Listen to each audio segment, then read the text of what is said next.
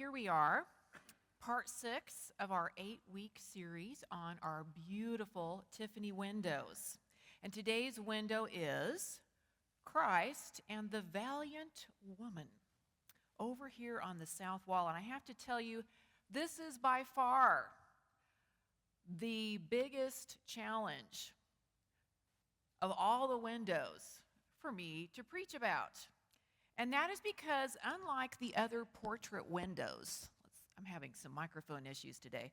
Unlike the other portrait windows, the Valiant Woman is not a real person. Nor is there a story anywhere in the Bible called Christ meets a valiant woman. The Valiant Woman comes from the imagination of the writer of the book of Proverbs, which was written down hundreds of years before the birth of Christ. The word valiant is a translation of the Hebrew word chayil, which is also translated as strength, might, efficiency, wealth, or army. And so as I read Proverbs 31, 10 through 31, selected portions of it, we won't be able to hear this in English, but this is actually an acrostic poem. Each line begins with a different letter of the Hebrew alphabet. So it is basically an ABC of the qualities of the ideal woman or wife. So let us listen now for God's word to us today as it comes to us from Proverbs 31, verses 10 through 20 and 27 through 31. Hear the word of the Lord. A woman of strength, who can find? She is far more precious than jewels. The heart of her husband trusts in her, and he will have no lack of gain. She does him good and not harm all the days of his life. She seeks wool and flax and works with willing hands. She is like the ships of the merchant. She brings her food from far away. She rises while it is still night and provides food for her household and tasks for her female servants. She considers a field and buys it. With the fruit of her hands, she plants a vineyard. She girds herself with strength and makes her arms strong. She perceives that her merchandise is profitable. Her lamp does not go out at night. She puts her hands to the distaff. Her hands hold the spindle. She opens her hand to the poor and reaches out her hands to the needy. She looks well to the ways of her household and does not eat the bread of idleness. Her children rise up and call her happy. Her husband too, and he praises her. Many women have done excellently, but you surpass them all. Charm is deceitful, and beauty is vain. But a woman who fears the Lord is to be praised.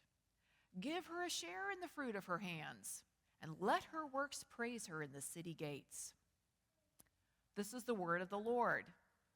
Thanks be to God. Well, as I mentioned earlier, this window is a challenge for me. If I could go back in time and sit down with Louis Comfort Tiffany, I'd say, hey, LCT, why this image?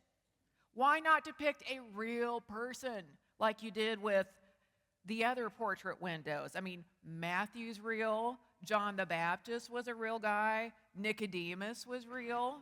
Jesus certainly talked to real women. Why not show him with the woman at the well, or the Syrophoenician woman, or Mary and Martha? Why this imaginary one? Well, we can't talk to Louis Comfort Tiffany today, but it helps me to remember that these windows were first unveiled in 1911. And in the world of 1911, women in the United States did not even have the right to vote. And the number one full-time job for most women was running a household. And it also helps to take a closer look at the world of Proverbs 31. In those times when most people had to grow their own food, build their own houses, make their own clothing, the survival of the family and the well-being of the village depended on everyone knowing their job and doing it. Everyone's contribution was essential, and there's no suggestion anywhere that the work women did was any less valuable than the work that men did. It's easy to hear this description of this strong, busy, competent woman, all her activities and all her attributes, and think, how in the world could anybody ever live up to all that? If this woman did exist, she'd drop down from exhaustion by the time she hit 35. And it's important to know that while its wisdom is valuable for everyone, Proverbs was intended for men. If you read through the book of Proverbs, you'll hear this line over and over again, "Listen, my son." So, this is not a guide for women on how to be the perfect wife and household manager. Phew. This is actually a couple of other things. It's guidance from the mother of a king on what to look for in a partner. And that guidance is, choose a partner who lives her life in awe of God. A woman who leads and plans and provides and knows how to get things done. A woman you can count on who will really be a blessing to you. And don't base your choice on looks, because that is not a firm foundation. Proverbs 31 is also the end of a book that began with a call to seek and listen to wisdom, who is portrayed as a woman.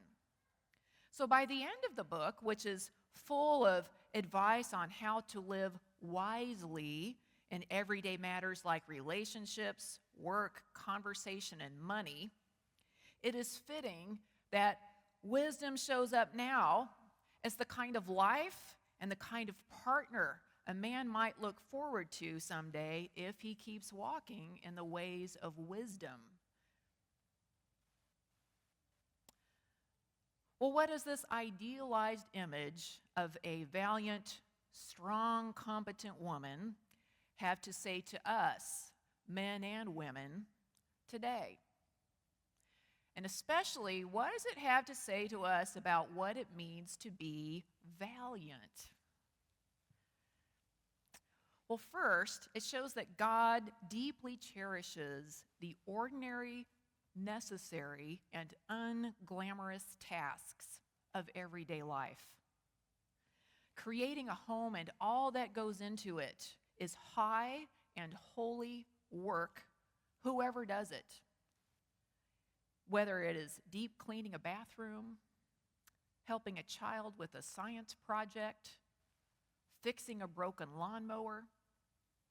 Sure, it's great to get a medal at the Olympics or win a Nobel Prize or be president, but an even greater honor is in doing all the big and small things that we do to take care of our people.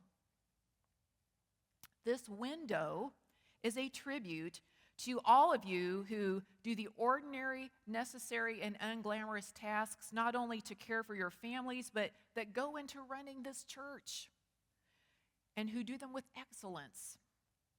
It's a tribute to our fellowship team, who provides meals for us to enjoy with such careful planning and such creativity and tender, loving care.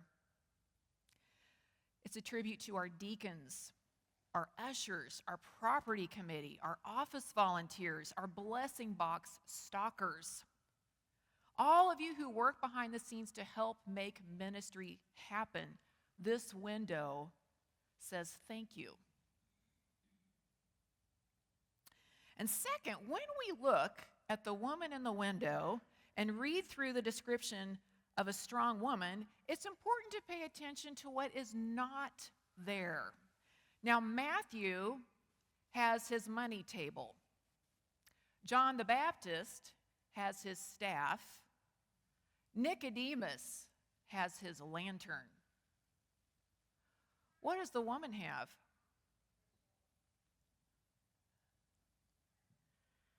This woman is called valiant, which is a word we would normally apply to a warrior. So where's her weapon? Where's her armor? Where's her horse? Where's her army?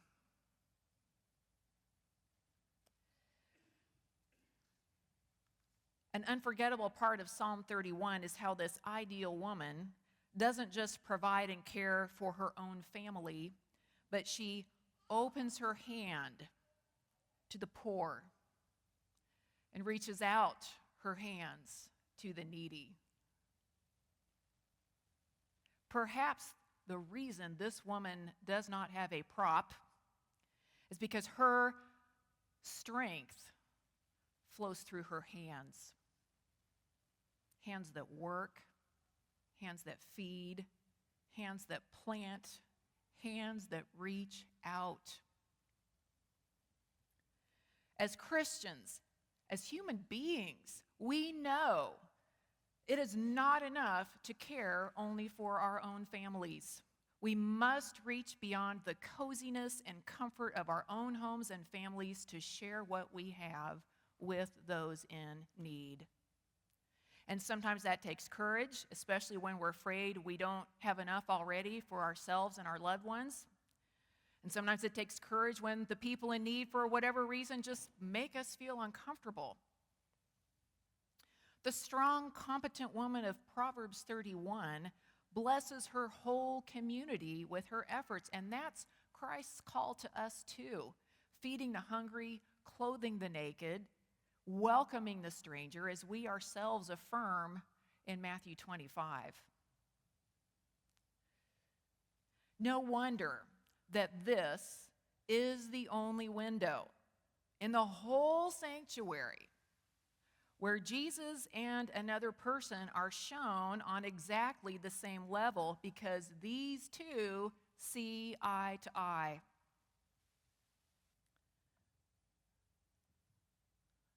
On the bottom of the window is a verse from 1 John chapter 4, a verse we heard Marty read earlier. God is love, and those who abide in love abide in God, and God abides in them. The woman is valiant because she loves, and perfect love casts out fear. She is love in action. Therefore, she is, as the window so beautifully depicts her, calm, peaceful, confident. Now, we might be tempted when we see this window to see an impossible ideal, something beautiful but not real. But it's actually an invitation to all of us, regardless of our gender. It is an invitation to live lives of love in action, to be valiant. Because love that looks out for others is the strongest thing there is. And we won't need medals, awards, or prizes, because love in action speaks for itself. To live a life full of purpose, full of love for God and neighbors, there is no higher calling and no higher honor than that.